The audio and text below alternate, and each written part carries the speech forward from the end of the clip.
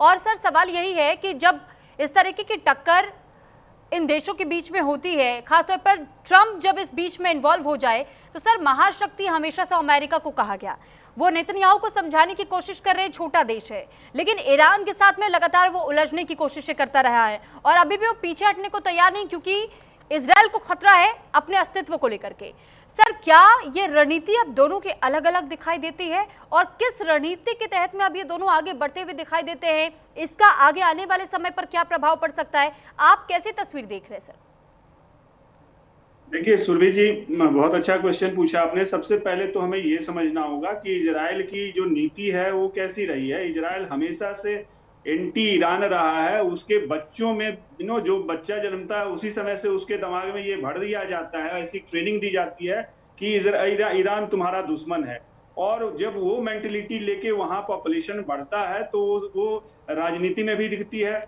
आज देख लीजिए, वहां का जो पॉलिटिशियन है या पब्लिक है, दोनों, अगर वहां सर्वे भी आया हुआ है कि दोनों ईरान के खिलाफ एकमत हैं और लड़ाई चाहते हैं। वो चाहते हैं कि एक मुकाम पे ईरान के अगेंस्ट में पहुंचा जाए। तो एक तरफ पॉलिटिकल क्लास, पब्लिक दोनों, और खास करके अगस्त में इलेक्शन जो पार्लियामेंट्री होने वाला है उसको देखते हुए एक तो राजनीतिक, दूसरा आप देख लीजिए इसका आर्थिक भी है, इसका रणनीतिक भी है, कूटनीतिक भी है।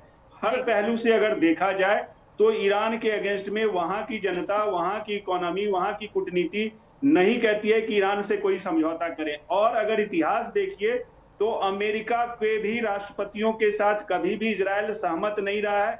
चाहे आप जो न्यूक्लियर एग्रीमेंट हुआ था 2015 में, उस एग्रीमेंट को भी इजराइल ने नहीं सपोर्ट किया था। अमेरिका के कई राष्ट्रपति इजराइल की बात के अगेंस्ट में ईरान से अच्छा चाहते थे रिलेशन, लेकिन वो इजराइल ने हमेशा अपोज किया। और समहाउ राष्ट्रपति ट्रंप को वो ये समझाने में सफल हो गए नेतन्याहू कि ये वॉर होना चाहिए और ये वॉर हित में है। और चूंकि अमेरिका देख लीजिए, आज भी America boss is always right वाली भूमिका में है।